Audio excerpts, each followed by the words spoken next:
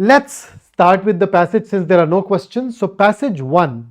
Now I'll tell you how we plan to approach it. Okay. So because we are using slides to discuss the passage, what I've done is that a single passage is divided into certain slides. Now how many slides? How would you know that? Let's see. So this says passage 1, 1 of 4. So this entire passage is divided across 4 slides. So what you will do is that you will read these 4 slides. After the 4 slides, there are going to be questions. Now, I am not going to share the right answer or discuss the question with you in our first round.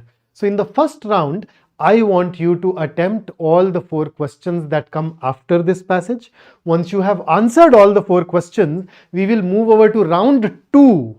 In round 2, I am going to explain the passage to you very thoroughly, and then we'll move over to questions where we'll go ahead and talk about questions threadbare. We talk about how and why a particular answer choice is wrong and how and why a particular option is correct, and in that process I hope that you'd get the absolute clarity. But in the first round, you are going to attempt it entirely on your own. Number 2, when you want to answer a question, you need to refer to the passage. So how do you refer to the passage?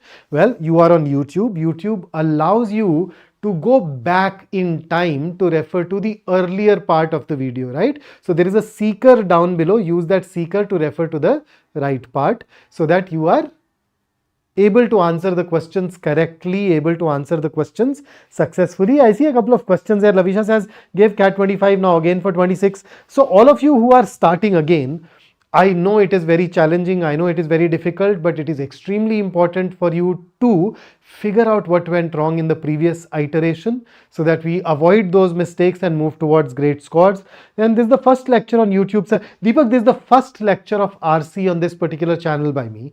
This is the first session where I'm actually working live with you on RC on this channel. So in this series, I've actually planned it as a set of 5 sessions. You'll have 1 recorded session and 4 live sessions. In every live session, we'll practice RC and we'll focus on one particular aspect of RC. For instance, today, I am going to talk about the approach. Along with that, I'll of course take up your questions. So let's start. Once you're done reading it, drop done in the chat so that I can move on. Let's go.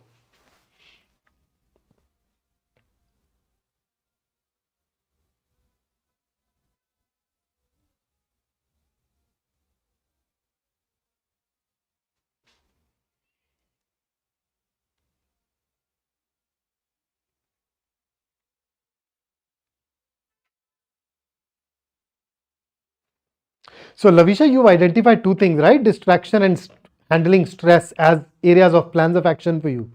Areas that you need to focus on. So that's huge. Huh? These are really great insights. Okay, 5 seconds and I'll switch you over to the next one.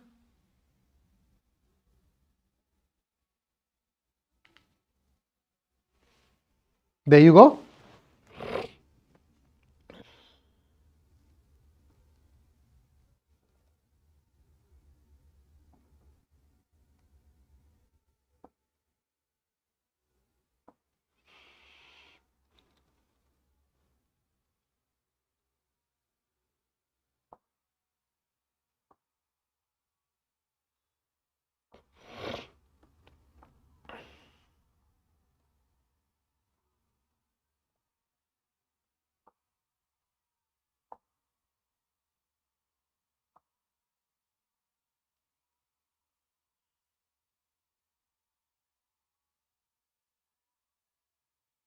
Ten seconds and I'll take you to the next slide.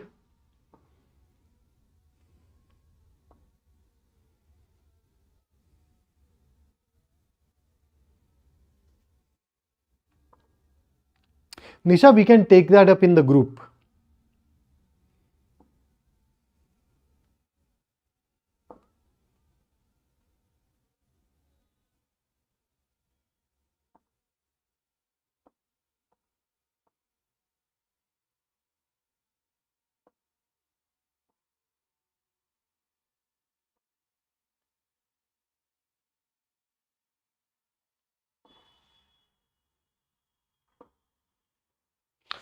Okay, switching over to the next one. I'm assuming that you've read it. So that's 3 of 4.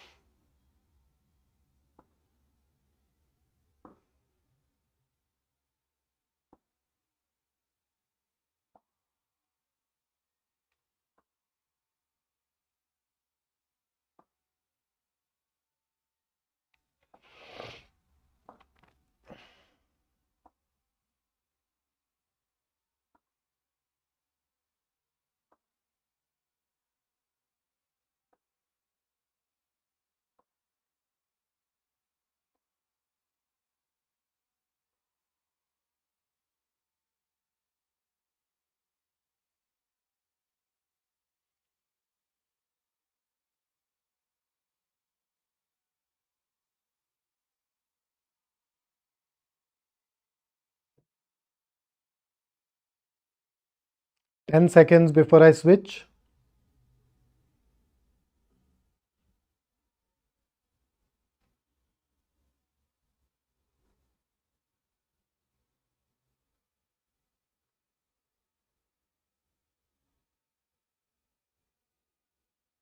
Last slide.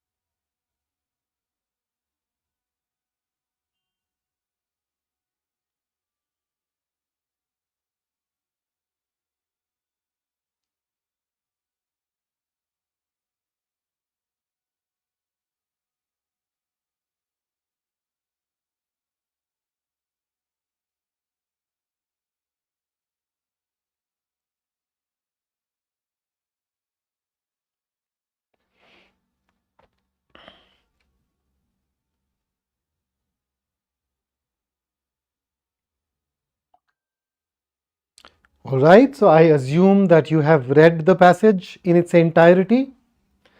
Now, can we dive into the questions? Shall we? Aye. So, please share your answers in the chat. Why does it look so familiar? Okay, Atarv, it looks familiar because CAT 2021 had a passage on truth and power. It is not the same passage, but I picked up a similar theme to test you on here. Okay, so it resembles, in terms of that broad theme of truth and power, it resembles a CAT 21 passage. So in case you've gone through PYQs, it may look familiar to you. So here is question number 1. What's your answer? Please share your answer with me. I will jot down your answer, and then I will use whichever options that you've shared. I'll use those as markers. I'll use those as pointers that we need to go ahead and discuss. And I'll start the timer. We'll not give it more than 90 seconds. So shoot.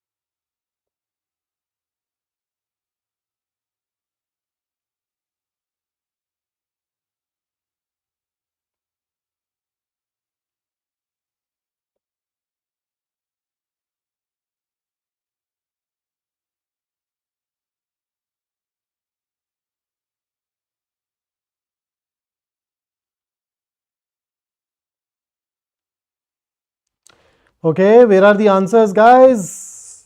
Where are the answers? Our 90 seconds are up. बताओ क्या answer choose करोगे इसके लिए? What's going to be your answer for this?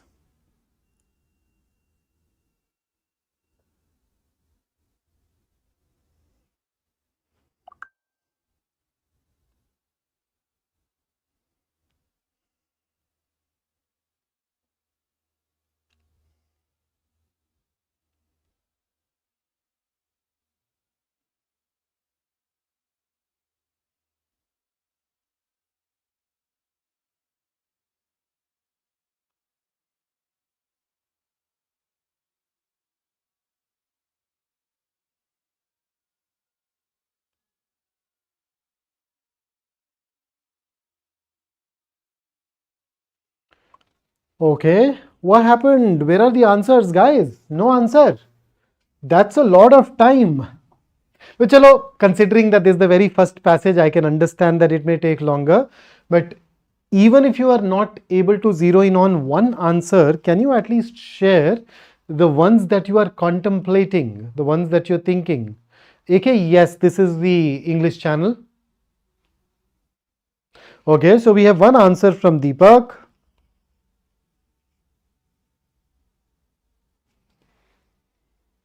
And Lavisha. Anything else? Okay, so let's move on. Let me shift to the next question now. Here is your question number 2. Pretty soon we will come back and discuss the passage as well as the questions. Go ahead.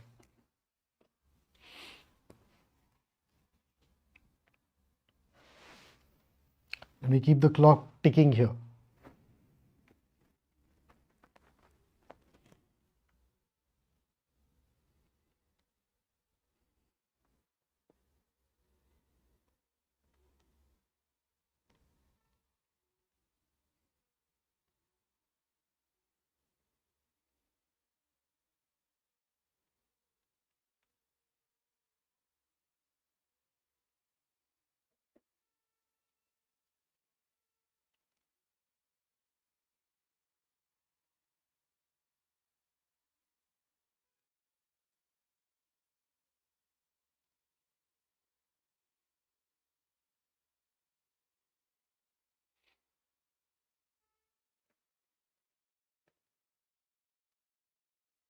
Deepak, that's your answer to the first question or the second?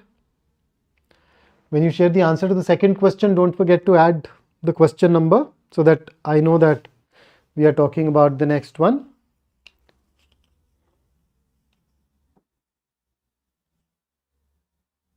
Okay.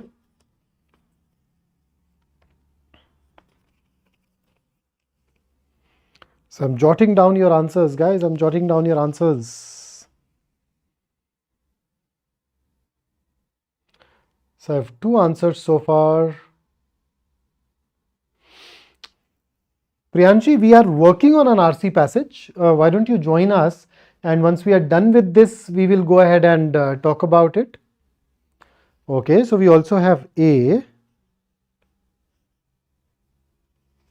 All right, so let me take you over to the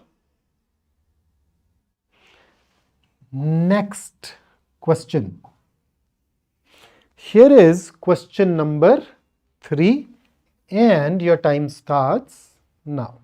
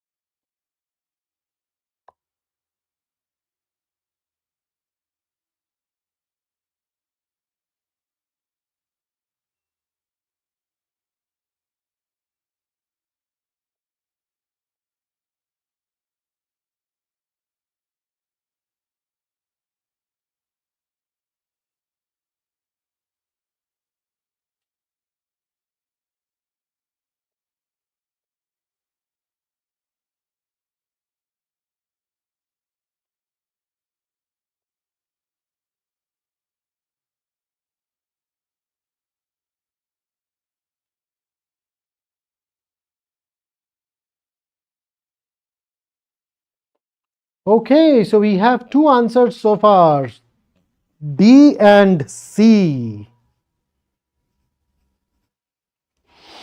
Anything else? Anyone else coming up with anything else?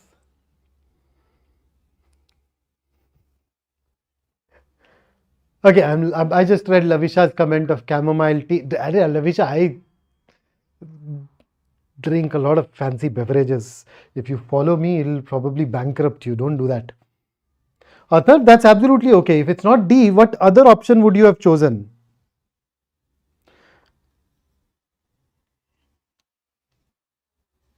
So we're getting C or D. Let's go ahead, and here is your last question from the passage.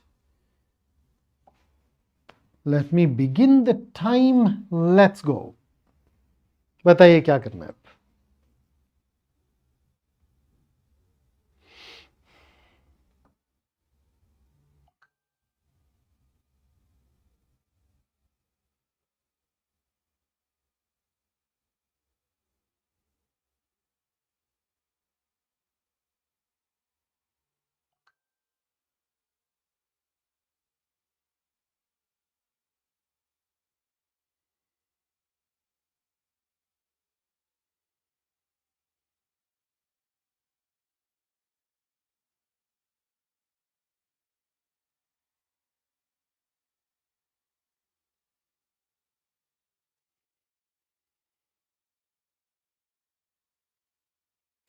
Adhar, you are a veteran now. You know that it is all very subjective, right? There is nothing called easy or difficult. It's just a construct that we have created. In fact, that's the theme of my recorded session, you know, how to make RC passages easier.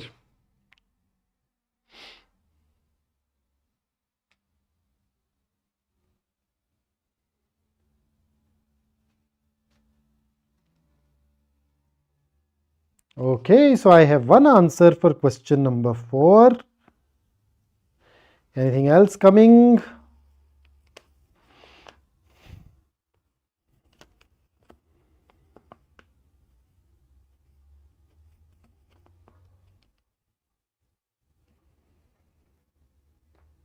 Priyanshi, we can talk about these things in the group or in some of the live sessions that I keep taking on Instagram.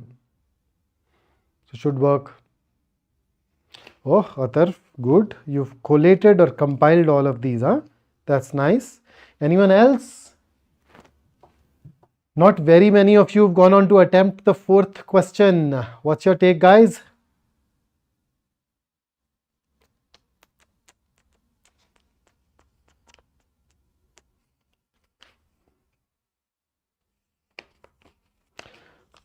D as well. Okay. So let's pause here. So we have gone through a passage along with 4 questions, and a couple of you wanted to know how to approach the passage. So let me just insert a blank slide here.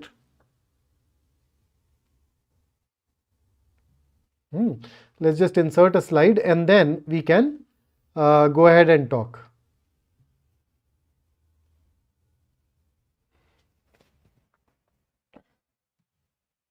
Okay, so there you go. How should we approach the passage? That's the question, right? So come to think of it, in the exam, we get 4 RC passages in the case of the CAT. In other exams, of course, the numbers can be different, and one exam snap does not ask us a single passage. Okay, so how are we supposed to approach the passage? So come to think of it, the answer, let's begin from the first principle thinking. What exactly is our purpose here? What's our goal? Our purpose is to score as many marks as possible in as less a time, in as less time as possible. That's the goal, right? So now, keeping this goal in mind, can I now say 2 things? Number 1, we want to reduce the time that we take on reading a passage. So I can say that A, we want to read the passage fast. Right? Now, when you say fast, how fast are we talking about? So a typical CAT passage has a length of around 470 words, give or take 10%. So we're talking about 470, 500 words, that range usually. So I want you to read that passage in under 2 minutes. So I want you to read this passage in under 2 minutes. Now, what does it require? It very clearly requires that you are able to develop or increase your reading speed. So in case you are somebody who's already enrolled, I see quite a few of you are already working with me in some batches here and there. So if you have joined MBA Core or Pioneer, you notice these foundation lectures. The second foundation lecture that I took in that batch was on increasing the reading speed. So after this class, I want you to go back to that session, audit it, check that session, you watch it, and start implementing whatever I've shared with you there. Okay. And the second thing or a second concern that some of you may have here is that, hey, but if I read it so fast, I'll not be able to understand it. You are not even supposed to understand the entire passage. See, the truth is, comprehension is, or at least I shouldn't say is, but comprehension can be a time-taking affair. Right? If you want to understand something thoroughly, it can at times require a lot of investment. So there's this book called Zen and the Art of Motorcycle Maintenance. It's written by Robert M. Pirsig. I read this book decades ago, a long while ago. And I still remember in the second half of the book, there were some pages that were so challenging that I had to spend there was one page that took almost 1 hour of my time in order so that I could understand it thoroughly. So if you want to understand a page, there are times when it can take 60 minutes. Now, am I supposed to understand the passage in its entirety? Let's be practical. Come on. Are we supposed to understand a passage in its entirety? Should I know the meaning of every damn sentence in that particular passage? Huh? Is that so? Is that how you and I are supposed to read it? No. Remember, our goal is to get as many marks as possible. Now, marks depend on getting the questions right. So, those questions depend on some part of the passage. So, I want to understand that part. I don't need to understand the rest of the passage. I just need to understand that part thoroughly. So, let's be mindful. Let's not be indiscriminate in our practice of comprehension. We'll spend that time, we'll spend that effort only on those segments of the passage which are relevant for us. So when you read it, you are supposed to, and that's the second goal of ours, you are supposed to read it for generating an overview of the passage. So you're not reading the passage for details, you're reading it to generate an overview. So read it fast, read it for generating an overview, and if you make this mental switch, chances are that you are going to be automatically significantly faster. Okay, so that's the switch that we are really talking about.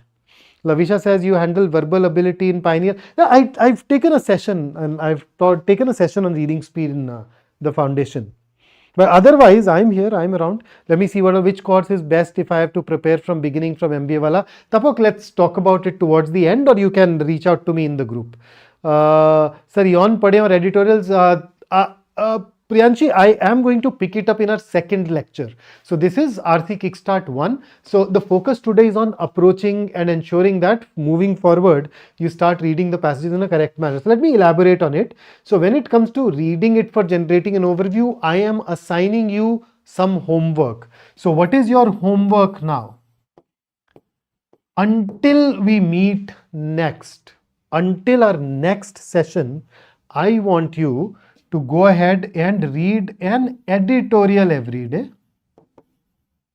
Pick up a newspaper editorial, read it, and then after reading the editorial, put the newspaper aside and write down an overview of that editorial using your memory. Write an overview using your memory. And once you've written an overview, go back and check whether you've gotten the overview right or not. Do this every day. Okay. Now, when you write the overview, try to be as concise as possible. Use bullet points if you want to. You can repeat the language used by the author of the editorial. It is not a test of your writing ability. It is just a test of whether you can capture all the necessary details in a very concise manner or not. And why do we want to be concise? Why do we want to use as few words as possible? Because subsequently, later, we want to do it all mentally. So, got the drift? So, two things. Every passage that you attempt, I want you to keep a target of under 2 minutes, and in these 2 minutes, I want you to go ahead and generate an overview of the passage. Fair enough? Now, moving back to the passage. So, keeping that thing in mind, if you read this, if there is any part of this particular paragraph that you could not understand, please flag it in the chat. I will go ahead and do a very thorough job of it. Otherwise, I'll just read it. Otherwise, let's just read it together. And as far as the sources go, so a lot of you are talking about which source, what source. Let's talk about the approach today. Start working through some RC passages. Continue to read whatever you want to read. Experiment with different sources. In the next session, let us take this question up in greater detail.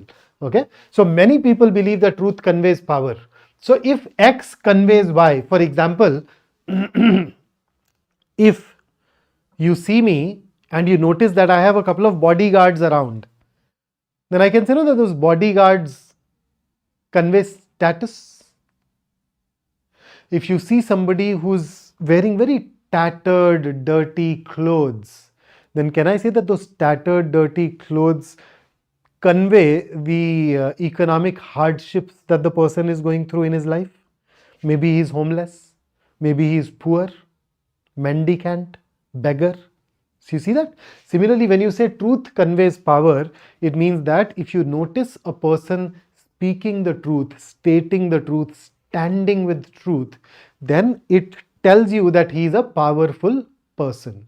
So in a way, the first sentence says that power flows from truth. All right. Next, hence, now the moment you see hence, you know that it's a conclusion. Hence, sticking with the truth is the best strategy for gaining power. Now, unfortunately, what does unfortunately do? Unfortunately introduces a U-turn. Unfortunately, this is just a comforting myth.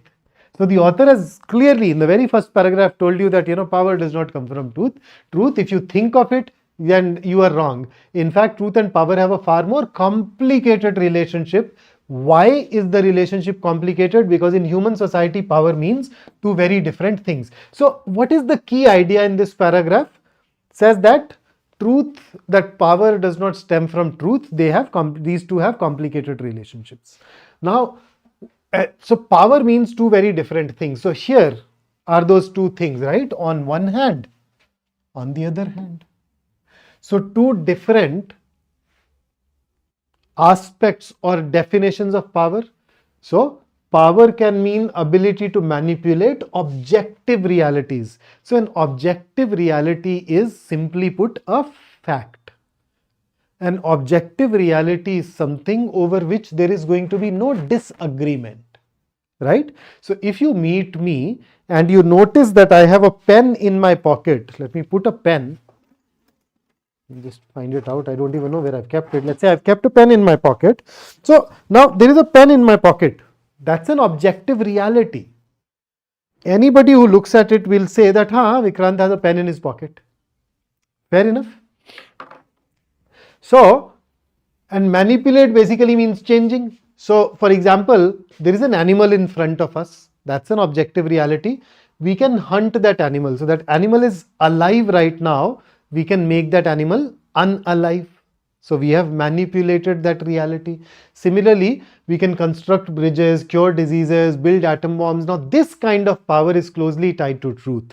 If you believe a false physical theory, you won't be able to build an atom bomb. So the kind of power that allows you to manipulate objective reality is the kind of power that definitely depends on truth. If you don't have truth, you will not be able to manipulate objective reality. But then it subsequently goes on to say that another interpretation of power is the ability to manipulate human beliefs. which basically means that they want a group of people to have common beliefs. You want them to cooperate. They need to have some kind of common belief. So now he brings in that contrast that if you want to build an atom bomb, yes, you need physics, but then you also need humans. So therefore, the second ability or the second interpretation of power is also an equally important ability, right? So planet Earth was conquered by Homo sapiens rather than chimpanzees because we are the only mammals that can cooperate. Large scale cooperation depends on believing common stories, and this is where it takes a twist. These stories need not be true. The stories need not be true. The stories can even be fictitious. Okay, even fictional stories about God, about race, about economics. The dual nature of power and truth results in the curious fact that we humans know many more truths than any other animal, but we also believe in much more nonsense. Here, nonsense is basically used interchangeably with fiction in this particular context. And then the next paragraph goes ahead and talks about 3 advantages of fiction over reality. Advantage 1, advantage 2, and advantage 3. So you can try to form a group of people using a real story. You can also try to form a group by using a fictitious story, fiction. So fiction has 3 advantages. That fiction can be local, unique to the context, and therefore makes it easy for you to form a local group. Second, signaling. Now imagine nowadays we use online payments so very often that we forget it. But then you've seen these currency notes. I don't see my wallet any place around, otherwise I could have shown that to you too. But a currency note, why is it valued so much? It is valued so much because it is difficult to copy. It is difficult to create a fake. If it becomes easy to create a fake, the currency will lose its value very, very rapidly. The same thing with stories too. So if you create a very complicated, absurd, outlandish story and somebody still believes in that, then that shows loyalty. Signaling requires more effort there, right? Whereas when it comes to the first one, when it comes to a real story, people already believe in it. So even those who do not agree with you will find it easy to believe. So you'll not be able to use reality as a test for loyalty. And then the third one is reality is painful. So all of us want escape. So if somebody gives us lies, but those lies are very comforting, they allow us to escape the pain of reality, then we are rather keen on following that, listening to that lie. And then says that if a politician gives you only the truth, he'll definitely lose the election because the truth is painful. Yeah, truth is all of us are going to die. The truth is at the end our life will have no meaning. The truth is there will come a day when your name, my name, will be spoken for the last time, and then we will be erased from the collective memory of the mankind forever. How comforting would that be? Okay. Atharv, I hope I've gone ahead and explained that enough. Hope that works for you. And aren't you the one who told me that this passage is easy? And then finally, he says that, okay, even if we need to pay some price for deactivating our rational faculties. What does it mean? Yeah, if somebody asks you to believe in fiction, you need to put your logic aside. But he says there are times when you may do that because you may feel that advantages of increased social cohesion are so big that it's okay to let go of the truth. And he says that scholars had to obviously fight this battle throughout our history. They had to decide to choose social cohesion or truth. Right, so that's the passage. Now let us dive into our answers. So I have your answers with me. So for the first question, all of you gave or shared B as the answer, and B is indeed the right answer too. So the author implies that like scholars, successful leaders. Now see, basically we are saying that just like scholars, successful leaders need to do what? So the answer has to come from a combination of the third and the fourth paragraph. Why the third and the fourth paragraph? Scholars are introduced in the fourth paragraph. Leaders are introduced in the third. So if you want to find a common ground, you need to look at both of these, and in this case you've done a fabulous job. If there is any other option that bothers you, you can ask and then I can go ahead and explain that. Otherwise, B is right. Then let's look at the second. The central theme of the passage is about the choice between. So your answers are A or B. C and D was ruled out by everybody. So now this, you notice this question, it is a central theme or a main idea question. Now the only way to answer a main idea question correctly is through generating an effective overview. So what was the first paragraph about? Power does not necessarily come from truth. Why? Second paragraph, two types of power. Manipulate objective reality, manipulate human belief. So is the first one where truth is useful. The second one, even fiction will do. Third paragraph, in fact, fiction is better than reality because of three reasons. And then last paragraph, scholars throughout had to choose to prioritize truth or social harmony. Truth or that feeling of camaraderie, kinship among a group of people. So what is it about? So throughout this passage, the author has basically built a case that when it comes to building human societies, fiction enjoys distinct advantages over reality. In fact, anybody who dishes out 100% reality will fail to build a society. At least when it comes to manipulating human beliefs, you'd fail to do that. So the theme of the passage is truth and power, or attaining social cohesion and propagating objective truth. Now that you look at it, is it about truth and power? Or is it about truth is not always necessary for power? Why? Because we also have social cohesion, which relies on fiction. So we attain social cohesion, propagate truth.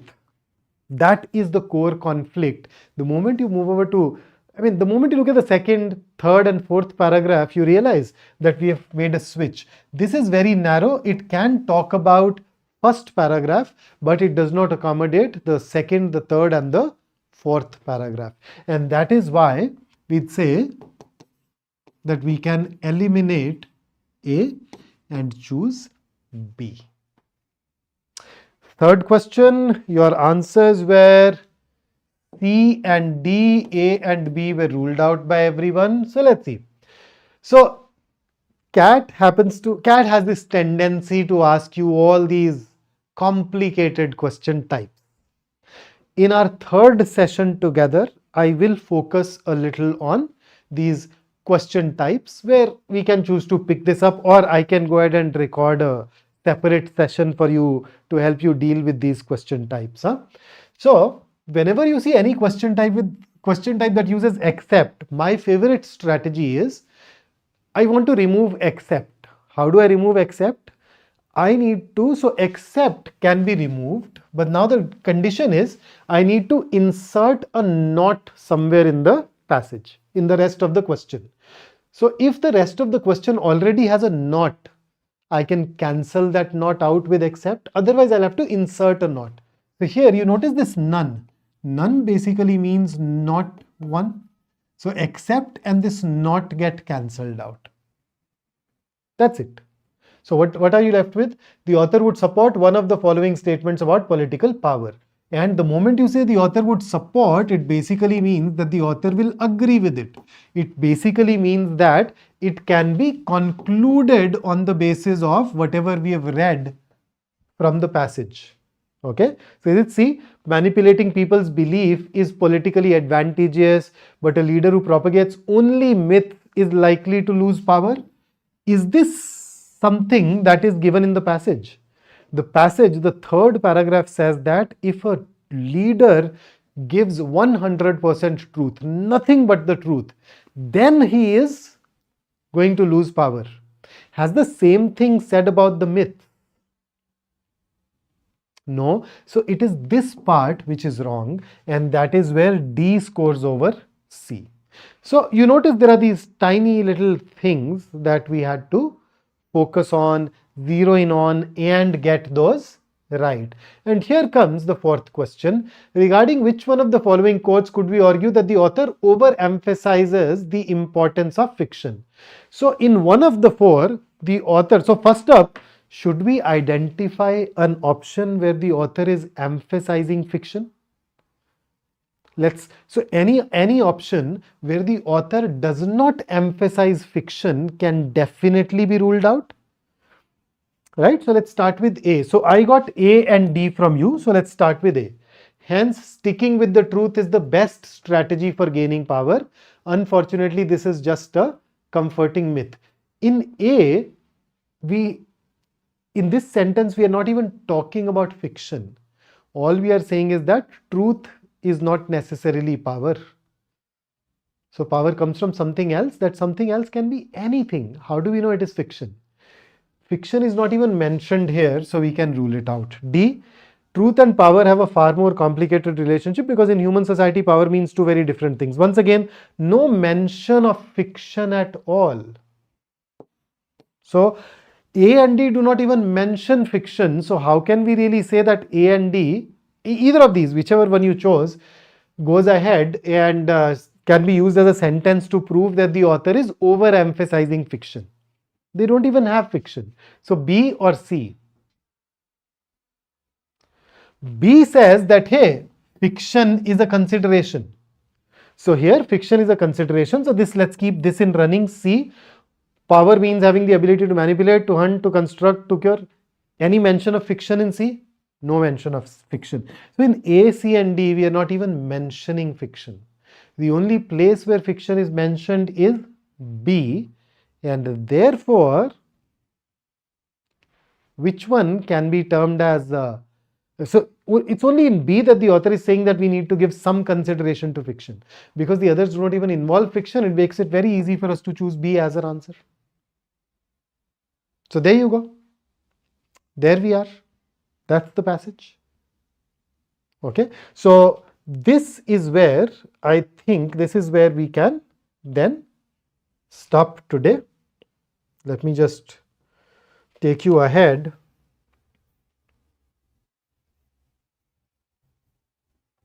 So this is where we'll stop. So if you want to reach out to me subsequently, you can always use this group. I'm fairly active here and I'd love to have a chat. And before I sign out, let me give you a quick summary. We have solved a passage together and we have learned a very important point, that when we read a passage, we are supposed to read it fast and generate an overview. Both of these things are skills. I have taken a session in my batch, foundation session number 2 that I took, which talks about how you can learn to read faster. Make sure that you attend it and implement whatever I've shared there. And for overview, I've assigned a homework to you. Please do it diligently. Please go through that every day. Okay, and that should help. And now for this, discipline turns ambition into achievement. So dude, we need discipline. Discipline basically means at every given point of time, you can do a lot of interesting, exciting things. Right now, you've chosen to spend this time with me working on a passage. But then you could also have played some other YouTube video. You could have started watching a movie, a TV series. That could have been so much fun. But then, would that help you getting a great score in the CAT exam? No. So discipline simply means the ability to delay gratification. You know that you can engage in something enjoyable right now, but instead of that, you choose to put in some efforts towards the right direction so that you can get a much bigger reward, much more meaningful, significant happiness later. And if you can consistently do that, then your desire will be converted into achievement. So that's it from me today. I would see you in the next one, where we will talk about what all you can read moving forward. Okay. So with that, any other question? I've seen you use elimination more than logic. Okay, Kanu, from your answer, it appears that elimination and logic are two different things. They are not. We use logic to figure out the right answer choice. Now, you can use logic in two ways. You can either look for the right answer choice. You can use your logic and say which one is right, which one is right. Now, you can look at an answer choice, say, is this right, is this right? And then ask why. Or you can look at an answer choice and ask, is this wrong? If yes, then why? So I prefer asking, is this wrong? And then I use logic to prove why that is wrong. So without logic, you cannot even run elimination approach. But yes, in all the questions, in almost all the question types, elimination is a default strategy. There are some questions where we don't use elimination. We can talk about that later. What else? Priyanshi. Arey, yes, Priyanshi. Atharv, I'm glad that you are finding that great. And Lavisha has identified two things: consistency and ability to handle stress as two focus areas for her. So think of what needs to be done for those. I have actually taken sessions for those, but then I'll continue to create sessions for those aspects as well. And see, I don't know, in some session, Lavisha saw me drinking chamomile tea and she's also got one. Does that help? Absolutely yes, but then it's actually fun, if nothing else. Yashika, it's okay. Thankfully, it is YouTube, so you can always revisit what we've covered. And I'll see you in the next one where we'll focus on different sources that you can tap. I'll also share a list of books for beginners in that session then, right? So that's it for today. I'll see you in the next one. Have a great evening and thank you for tuning in. I'll catch you guys later. Bye-bye.